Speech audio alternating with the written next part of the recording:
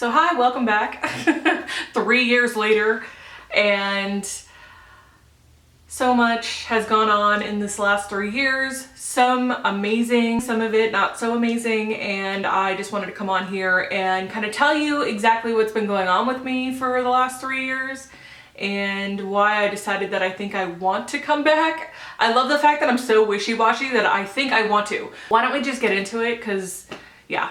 Last time you saw me, I was moving to Texas to be with my boyfriend, him and I went to high school together.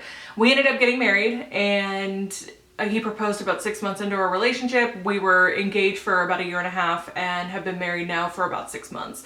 And in that timeline, not only did I move to Texas, we bought a house, we renovated it and rented it out, and then bought another house, which is the house we're in now, for my mother so that she could move from Florida to be closer to me here in Texas. And in that time span, I was planning a wedding for during COVID. So not only did COVID hit the beginning of 2020, I was planning a wedding, I was renovating a house, and I was buying another house all at the same time because I'm insane and I do this to myself. I guess is my burden, because my therapist, which is the most California thing I've ever said in my entire life, my therapist says that I do this to avoid feeling, like actually dealing with my emotions. So, which she's not wrong, let's be real. 2020 hit and it was crazy. I have completely let all of my YouTube stuff go. I let it all go because it was just like too much for me to handle. And we had bought a house in 2020 in that beautiful little time period where everything shut down. So I was getting 2019 prices with 2020 interest rates. If you guys know anything about housing, interest rates were at like rock bottom, and I got the house and I got it all by myself. I qualified and did everything by myself, working as a receptionist, and the house was rough. Like real rough. I'll insert some pictures of the before and after. It was really, really bad.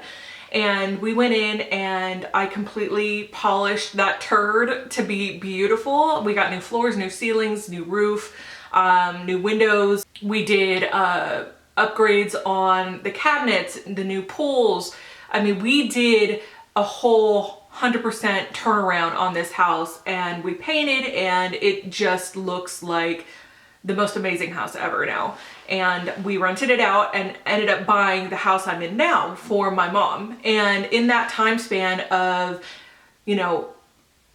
doing the renovations for the house and planning the wedding, 2021 finally hit. And that's when my mom's gallbladder, like the end of 2020, started giving her problems. So she had to have it removed.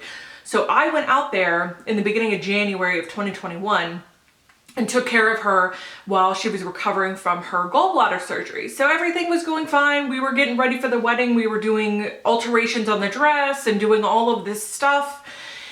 And she wasn't feeling great.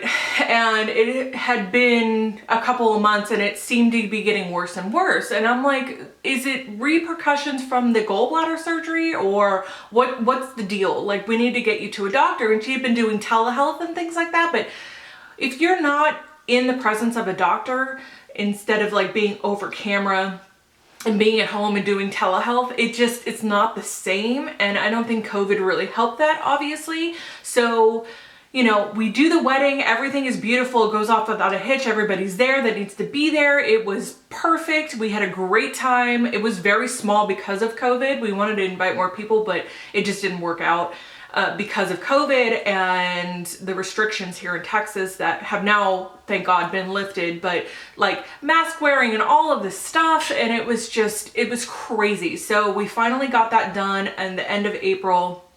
By May, we went on our honeymoon and we went to Jamaica, and it was so relaxing and beautiful and just the most amazing vacation I've been on in a really long time. Like, it was well deserved and very much needed. And then we got back in the beginning of June and I get a phone call and my mom is in the hospital, and I'm like, oh dear God. Is it her gallbladder, like, effects or side effects from her gallbladder? And my uncle was like, no, she broke her hip. I'm sorry, did she fall? Like, No, she didn't fall. She was getting out of bed, literally getting out of bed, and broke her hip. And I'm like, this isn't good. So I dropped my entire life. I put everything on hold. I put my life on hold. I put my husband on hold. I put our animals on hold. I put everything on hold. Everything. I mean, we were supposed to move out of that house, the renovated house, and get somebody rented in there like during this time, and everything just stopped.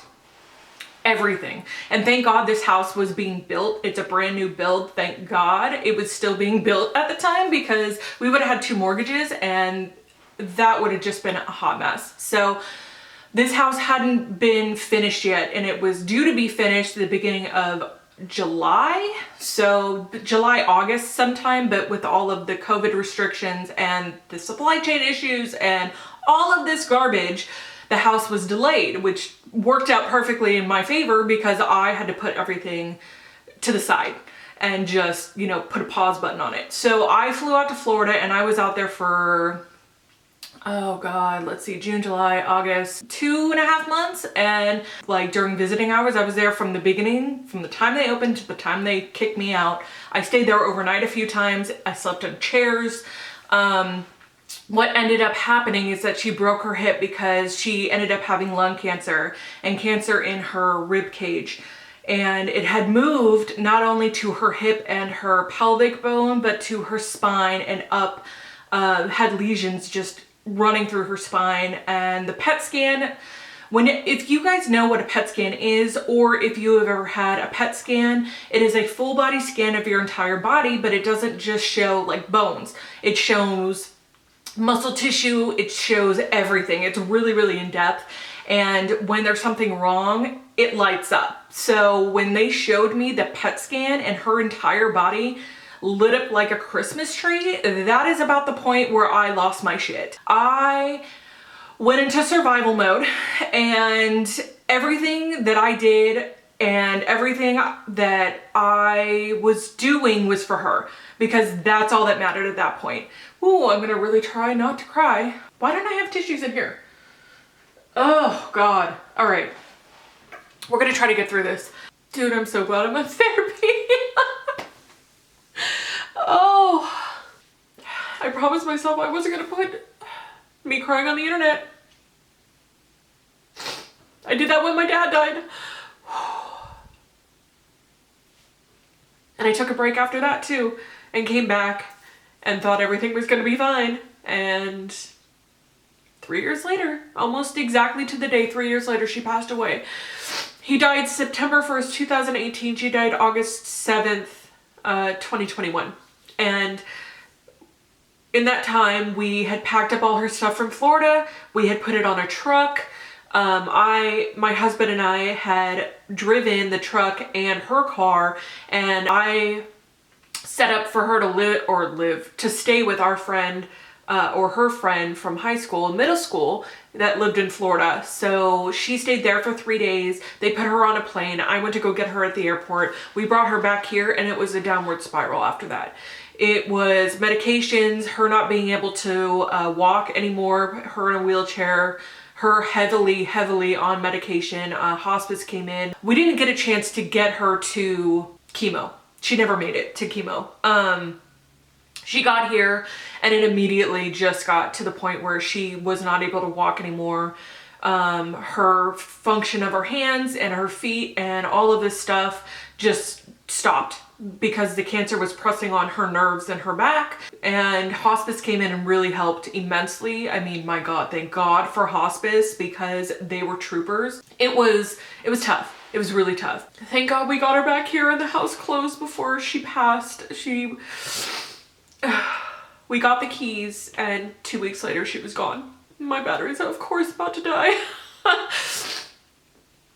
So I'm gonna clean myself up and I will come back, because this is not cute. I can see myself in the monitor and it is not cute at all. And my battery's about to die. We will finish this conversation because I think it's important. Whew. Okay. I'm better now. Not so emotional. Dear God. Ugly cry. I am not a cute crier, period. I don't even remember where we were talking about. Something emotional. needless to say that she did not get to chemo, and she passed away in home hospice, and honestly, it was so sad. So freaking sad. So, my ass has been in therapy because not only did I lose, and not due to COVID, mind you, but not only did I lose 3 people in 3 years, it has just been a fucking whirlwind, and pardon my French. I lost my dad in 18, my aunt in 2020, and then my mom in 21. So I'm hoping this year we do not lose anyone, because it has been crazy and really sad, but there's been wonderful things that have happened as well. So anyways, cut to today, and now I've decided that I want to start up YouTube again, and you know, it's been 3 years. It's been a roller coaster, and I don't expect to have the same community that I did previously, so I will definitely be working from the ground up and just kind of throwing everything at the wall. This could be a huge freaking mistake, and I could, you know, in 6 months decide not to do it anymore. But I thought that I owed everyone who is still here and still subscribed an explanation, because I just left and ghosted and just stopped everything. It's crazy how time flies. You don't really realize how crazy it is. And then like, I've been dabbling in makeup and, you know, things over the last, like, I don't know, 3 or 4 months.